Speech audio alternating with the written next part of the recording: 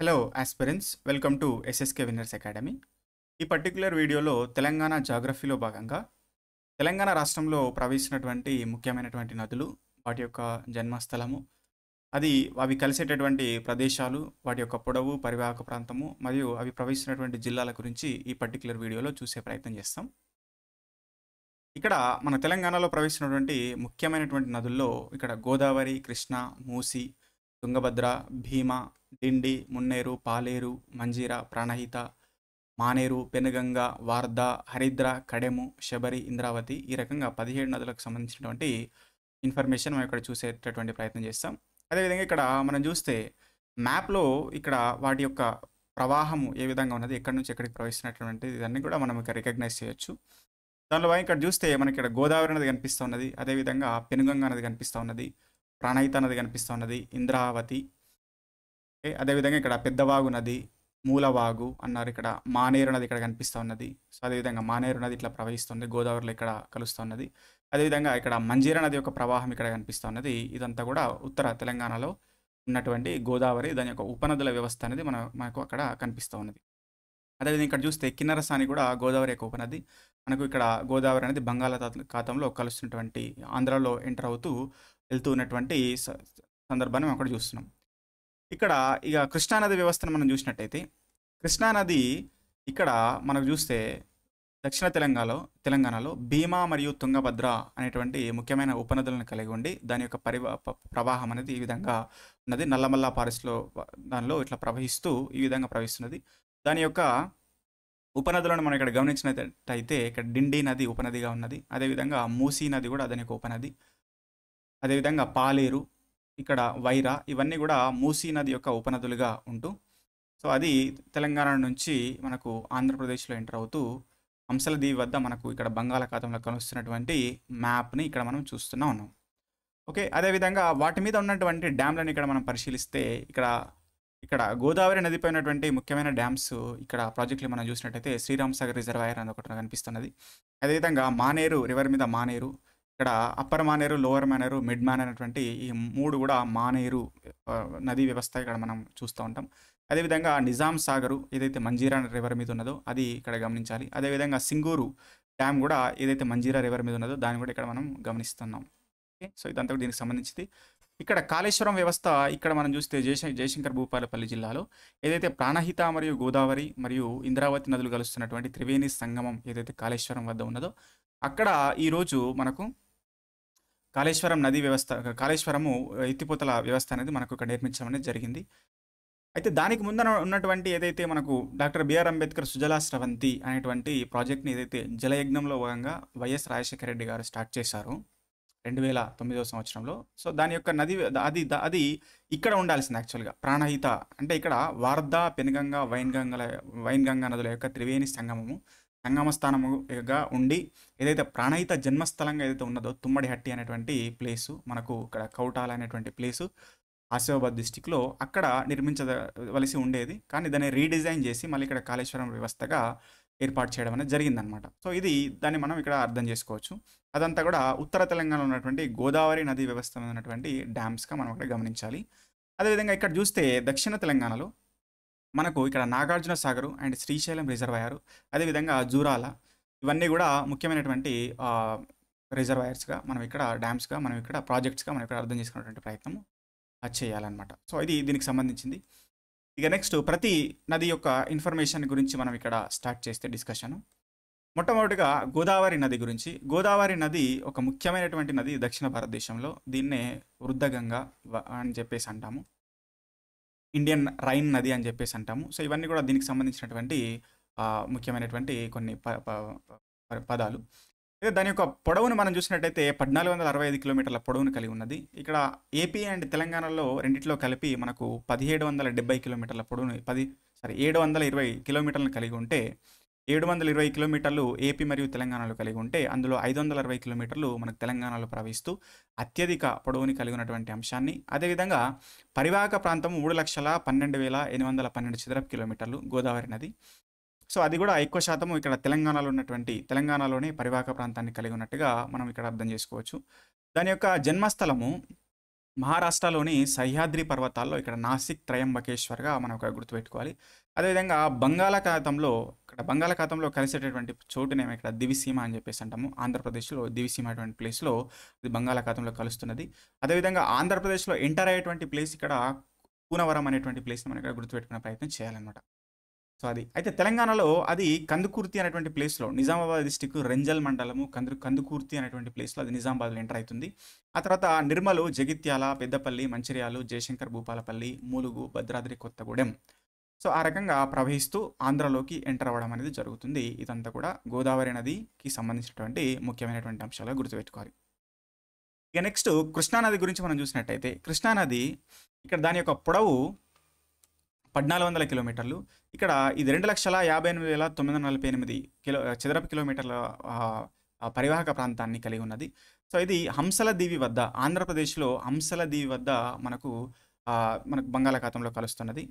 ఇక అది నారాయణపేట డిస్ట్రిక్ట్‌లో మనకు దక్షిణ తెలంగాణలో ఎంటర్ అవుతూ జోగులాంబ గద్వాలు, వనపర్తి, నాగర్ కర్నూలు, నల్గొండ, సూర్యాపేట్ ఈ డిస్ట్రిక్ట్‌లో ప్రవహిస్తూ ఇక ఆంధ్రలోకి ఎంటర్ అవుతున్నట్టుగా మనం ఇక్కడ అర్థం చేసుకోవాల్సిన అవసరం అనేది ఉన్నదన్నమాట. ఓకే. ఇది దీనికి సంబంధించి. ఇక నెక్స్ట్ మూసీ నది గురించి మనం చూసినట్టయితే మూసీ నది యొక్క పొడవు 256 కిలోమీటర్లు. ఇది యాక్చువల్‌గా ఇది అనంతగిరి కొండలు ఏదైతే వికారాబాద్ డిస్ట్రిక్ట్‌లో ఉన్నదో అక్కడ దాని యొక్క జన్మస్థలంగా మనము అర్థం చేసుకోవాలి. ఇక ఇది వికారాబాద్ డిస్ట్రిక్ట్, రంగారెడ్డి డిస్ట్రిక్ట్, హైదరాబాదు, యాదాద్రి, నల్గొండ, సూర్యాపేట డిస్ట్రిక్ట్‌లో వాడపల్లి అనేటువంటి ప్లేస్‌లో మనకు కృష్ణా నదిలో ఎంటర్ అవుతున్నటువంటి సందర్భాన్ని ఇక్కడ మనం అర్థం చేసుకోవాలి. ఇది మూసీ నదికి సంబంధించినటువంటి ఇన్ఫర్మేషన్. అయితే మూసీ నది కృష్ణా నది యొక్క ఉపనదిగా మనం ఇక్కడ గుర్తుపెట్టుకోవాలి. ఇక నెక్స్ట్ ఇది చూస్తే తుంగభద్ర నది. తుంగభద్ర నది అనేది కర్ణాటకలో పశ్చిమ కనుమల్లో వెస్టర్న్ ఘాట్స్‌లో వారాహి పర్వతాల్లో జన్మిస్తది. దాని యొక్క పొడవు 531 కిలోమీటర్లు. దాని యొక్క పరివాహక ప్రాంతము 71,417 చదరపు కిలోమీటర్లుగా మనం తీసుకోవాలి. అయితే ఇది కర్ణాటకలో పశ్చిమ కనుమల్లో వెస్టర్న్ ఘాట్స్‌లో మనకు వారాహి పర్వతాల్లో జన్మిస్తది. అది కృష్ణా నదిలో కలిసేటటువంటి ప్లేసు ఇక్కడ సంగమేశ్వరం అనేటువంటిది గుర్తుపెట్టుకోవాలి గద్వాల డిస్ట్రిక్ట్‌లో. ఇది దీనికి సంబంధించినటువంటిది. ఇక తుంగభద్ర నది అనేది తెలంగాణ రాష్ట్రంలో ఓన్లీ గద్వాలలో మాత్రమే ప్రవహిస్తున్నటువంటి అంశాన్ని ఇక్కడ గుర్తుపెట్టుకోవాలన్నమాట. నెక్స్ట్ ఇక్కడ చూస్తే భీమా నది. భీమా నది అనేది కూడా కర్ణాటకలో వెస్టర్న్ ఘాట్స్‌లో భీమశంకర పర్వతాల్లో అది జన్మించింది. దాని యొక్క పొడవు 861 కిలోమీటర్లు. పరివాహక ప్రాంతము 70,614 కిలోమీటర్లు. అది తెలంగాణలోకి ఎంటర్ అయిన తర్వాత తెలంగాణలోకి ఎంటర్ అయ్యే ముందు రాయచూర్ అనేటువంటి ప్లేస్‌లో ఇక్కడ కృష్ణా నదిలోకి ఎంటర్ అవుతుందన్నమాట. రాయచూర్ అనేటువంటిది కర్ణాటక ప్రాంతంలో అది ఎంటర్ అవుతున్నటువంటి అంశాన్ని గుర్తుపెట్టుకోవాలి. ఇది ఓన్లీ నారాయణపేటలో మాత్రమే ఈ నది ప్రవహిస్తది అనేటువంటి అంశాన్ని కూడా గుర్తుపెట్టుకోవాలి. ఇక నెక్స్ట్ డిండి నది. అయితే ఇక్కడ చూస్తే తుంగభద్ర, భీమా, డిండి, మూసి, మున్నేరు, పాలేరు, ఇక్కడ పాలేరు వరకు కూడా ఇవన్నీ కూడా కృష్ణా నది యొక్క ఉపనదులుగా ట్రిబ్యూటరీస్‌గా మనం ఇక్కడ గుర్తుపెట్టుకుంటాం అన్నమాట. ఇక డిండి నది దీని యొక్క జన్మస్థలము ఇక్కడ వచ్చేసి మనకు షాబాద్ కొండలు అని చెప్పేసి అంటాము. మహబూబ్ నగర్ డిస్ట్రిక్ట్. అది 150 కిలోమీటర్ల పొడవును కలిగి ఉన్నది. దేవరకొండ వద్ద మనకు నల్గొండ డిస్ట్రిక్ట్ దేవరకొండలో మనకు కృష్ణా నదిలోకి కలుస్తున్నటువంటి సందర్భాన్ని గుర్తుపెట్టుకోవాలి. దాని యొక్క జన్మస్థలం వచ్చేసి ఇక్కడ మహబూబ్ నగరు, నాగర్ కర్నూలు, ఓకే. ఆ తర్వాత నల్గొండ. సో ఈ ప్రాంతాల్లో డిండి నది ప్రవహిస్తున్నది. ఇక్కడ డిండి నది మీద డిండి ప్రాజెక్టు ఏదైతే డాక్టర్ సిహెచ్ విద్యాసాగర్ ఎవరైతే మనకు ఇరిగేషన్ ఇంజనీర్ ఎవరైతే ఉన్నారో తెలంగాణ ఉద్యమంలో భాగంగా చదువుకుంటాం. సిహెచ్ విద్యాసాగర్, డాక్టర్ కాదు, సిహెచ్ విద్యాసాగర్ ఓకే ప్రాజెక్ట్‌గా దీన్ని డిండి నదికి మనం పేరు పెట్టుకోవడం అనేది జరిగిందనమాట. నెక్స్ట్ ఇక్కడ చూస్తే మున్నేరు రివరు.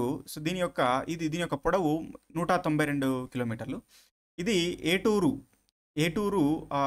ఏటూరు వద్ద మనకు కృష్ణా నదిలో కలుస్తున్నది. దీని యొక్క జన్మస్థలం యాక్చువల్‌గా మహబూబాబాద్ డిస్ట్రిక్ట్‌లోనే ఉంటుంది.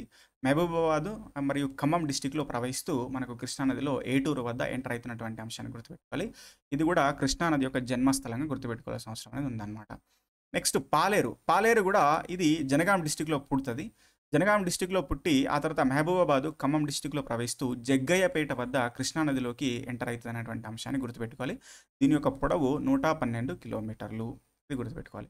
సో ఇంతవరకు చూసినవన్నీ కూడా ఇవన్నీ కూడా కృష్ణానది యొక్క ఉపనదులు. కృష్ణానది నుంచి మొదలు పెడితే ఇక్కడ నుంచి ఇవన్నీ కూడా కృష్ణానది వాటితో పాటు ముఖ్యమైనటువంటి ఉపనదులు ఇక్కడ మనం చూడవలసిన అవసరం ఉందన్నమాట. దీంతో పాటు ఇంకా కొన్ని వేరే నదులున్నాయి. వైరా ఇవన్నీ నదులు గూడా ఉన్నాయి. సో, వాటికి సంబంధించి పెద్దగా ఎగ్జామినేషన్ పాయింట్ ఆఫ్ వ్యూలో ఇంపార్టెంట్ కాదు. బట్ దాన్ని కృష్ణా నది యొక్క ఉపనదిగా రికగ్నైజ్ చేయాలన్నమాట. ఏవి కృష్ణా నది యొక్క ఉపనదులు, ఏది గోదావరి నది యొక్క ఉపనదులు అనేది ముందుగా గుర్తుపెట్టుకోవాలి. అది కుడివైపు నుంచి వచ్చి కలుస్తున్నాయా, ఎడమ వైపు నుంచి వచ్చి కలుస్తున్నాయా అనేటువంటి అంశాన్ని కూడా కొంతవరకు గుర్తుపెట్టుకోవాలి. సో, ఇది అట్లా గుర్తుపెట్టుకోవాలన్నమాట. ఓకే.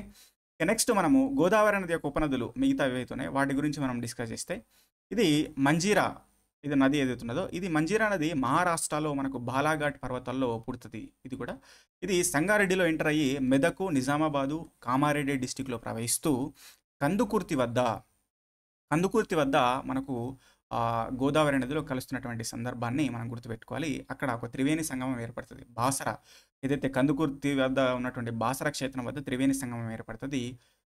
ఇక్కడ దాన్ని గుర్తుపెట్టుకోవాలన్నమాట. దీని యొక్క పొడవు 724 కిలోమీటర్లు. దాని యొక్క పరివాహక ప్రాంతము 30,844 చదరపు కిలోమీటర్లుగా గుర్తుపెట్టుకోవాల్సిన అవసరం అనేది ఉంది. అది మంజీరా నదికి సంబంధించి.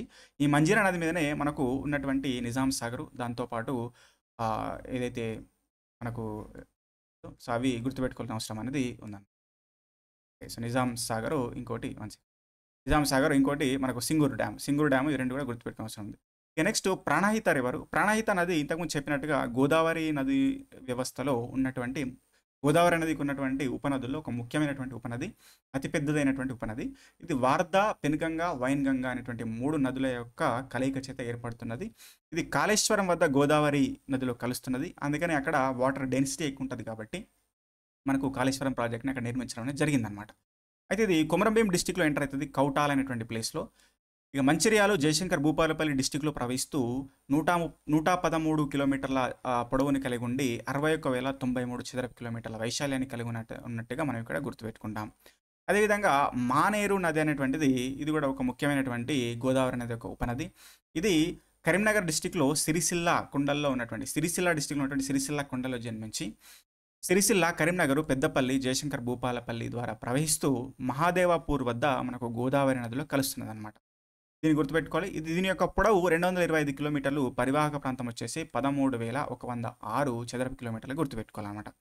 ఇక నెక్స్ట్ వార్దా మరియు పెనుగంగా నదులు ఏవైతే ఈ 2 ఉన్నాయో ఈ 2 కూడా మనకు తెలంగాణ రాష్ట్రంలో ప్రవహించవు. తెలంగాణలోకి ఎంటర్ అయ్యాకంటే తెలంగాణ రాష్ట్రంలో ప్రవహించకుండా ఆ రెండింటి యొక్క సంగమం చేత మనకు ప్రాణహిత నదిని ఏర్పరుస్తున్నాయి అన్నమాట. బార్డర్లో మనకు ప్రాణహిత నదిని ఏర్పరుస్తున్నాయి అన్నమాట. ఓకే. సో ఆ రకంగా వీటి యొక్క ప్రవాహం అనేది లేదు. అయితే వీటి యొక్క జన్మస్థలం మనం చూసినట్టయితే జుగాడ్ అనేటువంటి ప్లేస్లో పుడతాయి. అది మధ్యప్రదేశ్లో ఉన్నది. సో అది దానికి సంబంధించి వాటి గురించి పెద్దగా మనకు అవసరం లేదు. ఇక నెక్స్ట్ హరిద్రా నది అనేటువంటిది మనకు ఇది మనకు సంగారెడ్డి డిస్టిక్లో ఇది యాక్చువల్గా దీని యొక్క జన్మస్థలం వచ్చేసి మహారాష్ట్ర.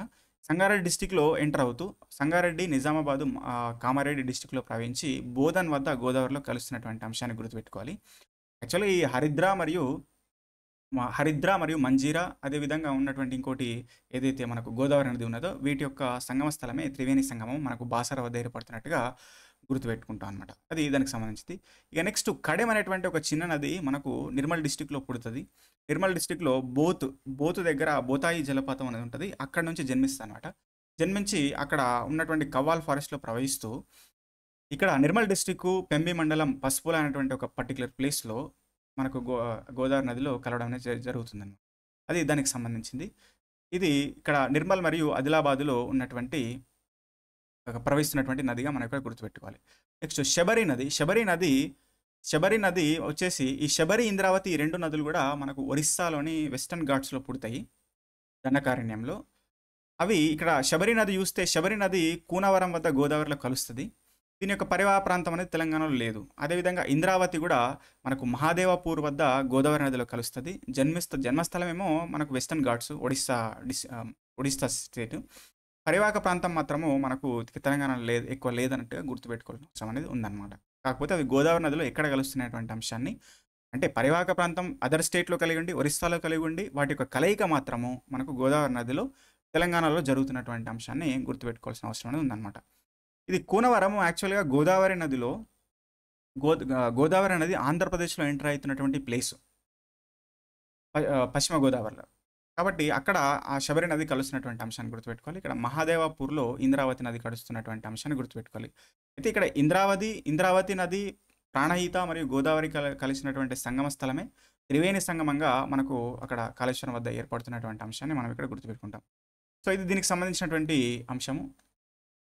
దీని గురించి మనం చూసుకోవాలి. ఇది ఈ రకంగా ఎక్కడెక్కడ ప్రవహిస్తున్నది నది, సో వాటి యొక్క ఫ్లో ఎక్కడి నుంచి ఎక్కడ జరుగుతున్నది, వాటి యొక్క పరివాహక ప్రాంతం ఏది, అండ్ వాటి యొక్క పొడవు ఎంత, ఎక్కడ ఊడుతున్నాయి, ఎక్కడ కలుస్తున్నటువంటి అంశాలు ఈ వీడియోలో చూసేటువంటి ప్రయత్నం చేసినాము. నెక్స్ట్ దీని గురించి కూడా ఫర్దర్ డ్యామ్స్ ఎక్కడెక్కడ నీటిపారుదల ప్రాజెక్టులు ఉన్నాయి, మధ్య తరహా, భారీ తరహా ప్రాజెక్టులు, చిన్న తరహా ప్రాజెక్టులు ఎక్కడైతే ఉన్నాయో వాటి గురించి నెక్స్ట్ వీడియోలో చూసే ప్రయత్నం చేస్తాం. Thanks for watching.